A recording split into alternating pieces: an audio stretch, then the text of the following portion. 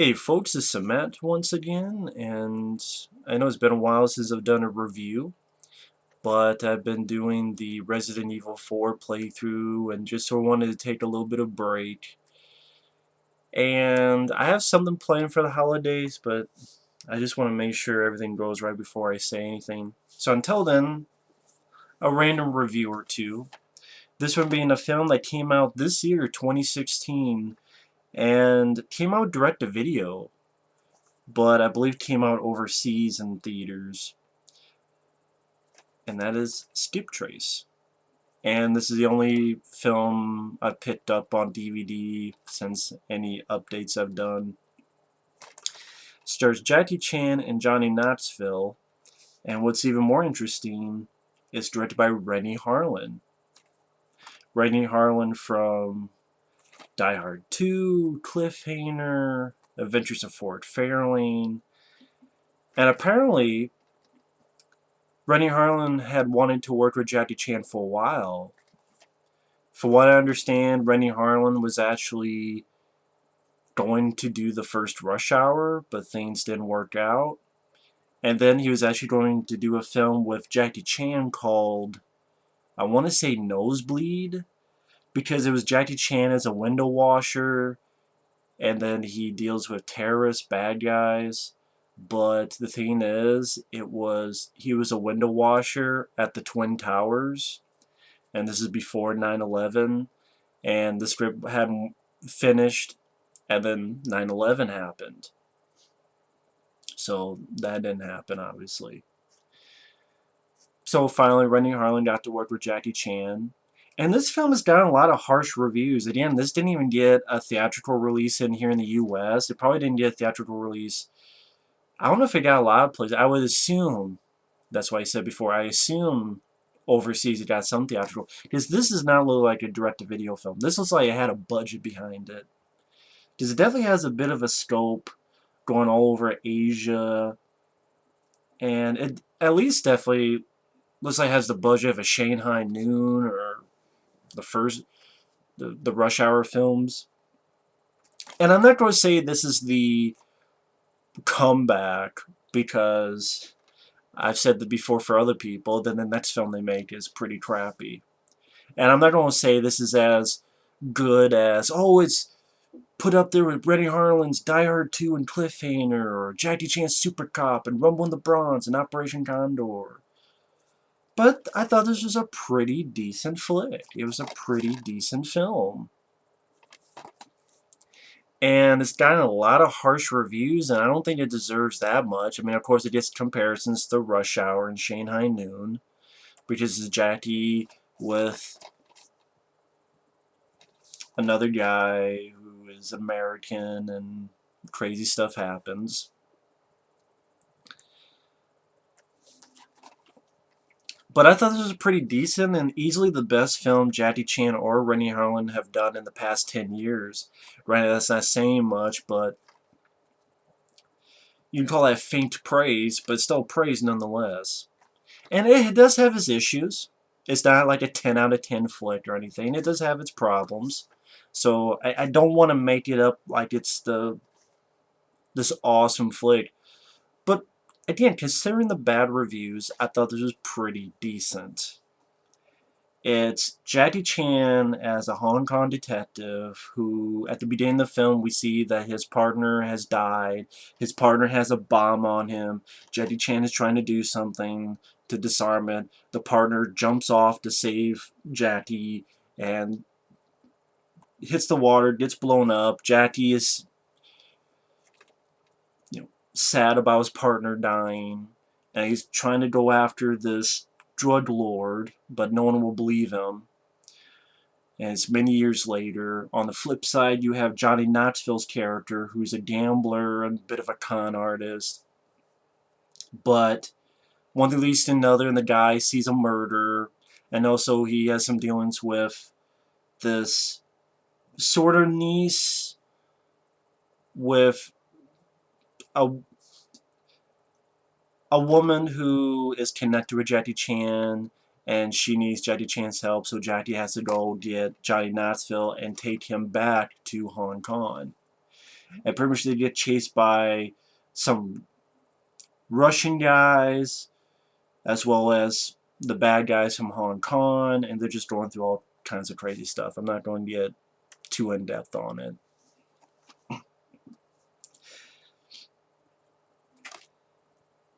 It also has Eve Torres, the WWE wrestler. I'm trying to think of other people. I couldn't think of any other folks I recognize in this. But, and it was 5 minutes in. I thought Chan and Knoxville actually worked pretty good together. I thought they had some pretty decent chemistry. And Johnny Knoxville, I thought actually did a good job. I mean, he still has a little bit of that craziness that you would see in Jackass or The Last Stand or Walking Tall. But compared to those, there's definitely more to this character because you get to see some good, serious moments from Johnny Knoxville. It's like, hey, this guy could, you know, if he wanted to do that, he could pull that off. So there's some nice, quiet little moments between him and Jackie that work pretty well. And I would say compared to the other Johnny Knoxville stuff I've seen, there's definitely one he's more toned down on.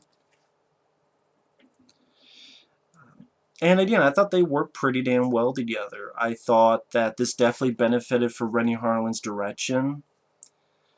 Like how certain scenes utilize the camera work, and the action scenes were not so up close and they were not so shaky. They're actually taken a bit back, a bit wider, and certain moments when the camera moved and this is wide sort of shot angle and sort of these turns, it just made me think of Renny Harlin. I'm like, that hasn't been Renny Harlin's decision. So I think it's a very well photographed film. I thought the camera work. It was just nice to see, whether it be a Jackie Chan film or whatever, just actually looked pretty good compared to the other recent shit. And I'm talking about like Police Story Lockdown and A New Police Story and Chinese Zodiac, which I didn't really care for too much. And I definitely think this is better than some of his other American stuff that did get into theaters, like Rush Hour 3, or The Spy Next Door, or The Medallion. And in fact, if you change a few things, this could have been Rush Hour 3. And I would say, spiritually, it is the real Rush Hour 3. Hell, the Johnny Knoxville's character is Connor, and, you know, Jackie Chan, sometimes I'm like, is he saying Carter? Which is Chris Tucker and Rush Hour films. Is he saying Carter? Oh no, he's saying Connor. So, with if Chris Tucker was playing the same thing, it would have been Rush Hour 3. But I mean, yeah, The Spy Next Door, The Medallion, The Tuxedo. I definitely think it's better than those. Because not only do these two work pretty decently together, but the action scenes are pretty decent. And I'm not going to say they're spectacular, but I saw no shaky cam and no confusion with the fight scenes. They're shot, like I said, with a respectable step back, so I can see what the fuck is going on. Once in a while, there's scenes that don't work. There's a scene involving, I was going to say a donkey, but I think the more I think about it is with a horse. And if you see the movie, you know what scene I'm talking about. I didn't care for that scene. I think it is with a horse. I didn't care for that scene. I didn't care for a scene where Jackie Chan and Johnny Knoxville, they're with some native folks drinking some alcohol and there's some singing going on. That scene, not sure about that. So there's a couple scenes that just didn't pan out, that sort of fell flat. But at the same time, there's a lot of sequences here that you could tell it felt like an actual adventure. They utilize a lot of great locations, and there's some little CGI usage for stuff that they couldn't do for real. When Johnny Knoxville and Jackie Chan are sliding from one cavern to another, you can tell that's a green screen. But it wasn't like the entire movie was shot in a green screen like a lot of films feel nowadays. It felt like they actually went to a lot of places, and you get some really good-looking shots. There's one sequence where the both of them, it's a quiet moment where there's a, I don't know what it's called. You take lanterns and you have them on fire and they float into the sky. I forgot what kind of ceremony that is. There's another ceremony where people are using mud baths, and there's even like a fun little scene where these women will stop in front of a hallway or like these steps. In order to get past, you have to sing a song. And actually, Johnny Knoxville, this sounded familiar, and I looked this up. He actually sings one of Jackie Chan's songs that he sang in, I forget if it was in a movie or just on a CD. That's sort of like a little info, which I thought funny, looking into some trivia for this. And he sings in Chinese, and Jackie Chan sort of looking at him. And again, if you know, watching that it's actually a song Jackie Chan sang, and again, I forget which movie or which CD. It's kind of funny. That's and apparently that's a real ceremony over in Asia. There's a lot of sequences that work.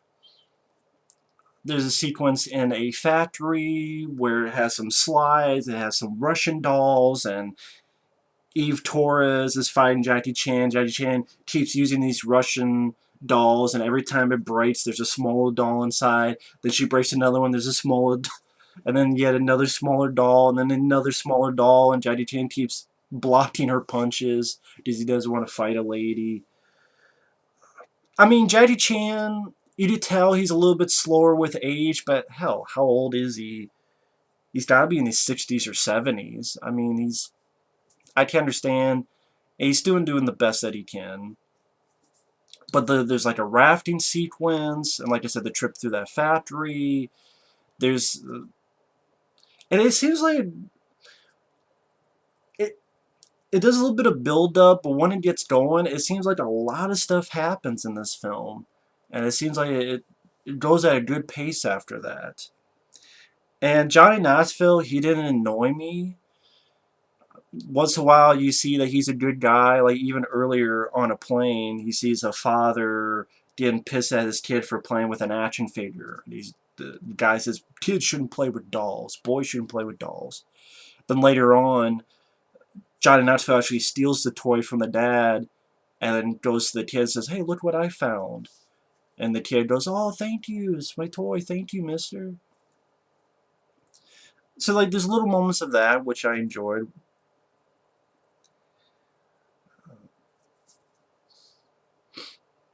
And it definitely seemed like it had a budget behind it. It didn't feel cheap. It did look like there was a lot of location shooting. And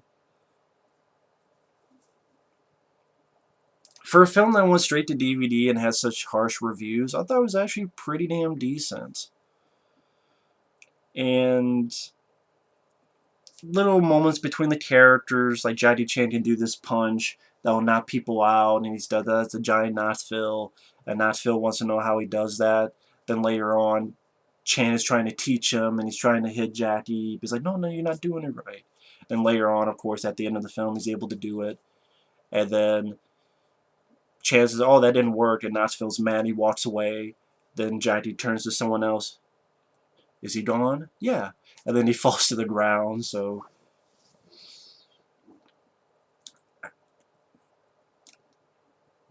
I can see how people would compare it to Rush Hour or Shanghai Noon because, again, it's Jackie Chan with an American sidekick going through crazy stuff. You even have a moment where Jackie Chan takes on this big guy, giant, which is kind of like the scene in Rush Hour 3, where there's like this big giant guy.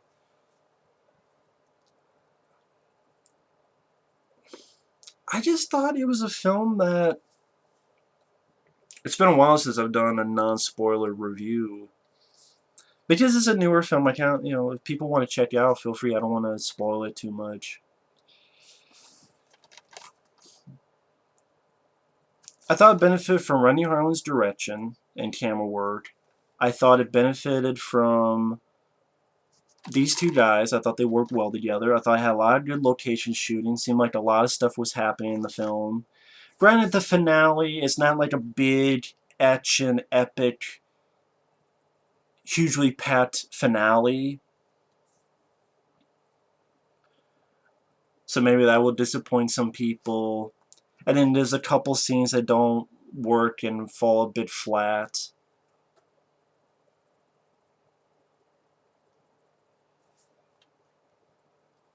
I just thought it was a fun, entertaining time. It was nice to see Jackie Chan in a decent film again. And I definitely think this is better than Shanghai Nights or Rush Hour 3 or, again, this really anything Jackie has done in the past 10 years. I'm trying to think of all the movies he's done. There's the one where him and another guy are like enemies, and it takes place in feudal Japan. Not Japan. It takes place way back in the day, and like Little Big Warrior or Little Big... I can't remember what the hell it was called. Fuck it. Or there was the one with John Cusack and Adrian Brody, and it didn't take place way back in the day. Or The Forbidden Kingdom. Completely forgot about that. The Forbidden Kingdom, The Medallion, The Tuxedo, The Spy Next Door, Around the World in 80 Days. Those films got in the theater, but this one got straight to DVD, and this one's actually, I think it's better than any of the ones I've mentioned. Just because it wasn't tons of CGI work, it wasn't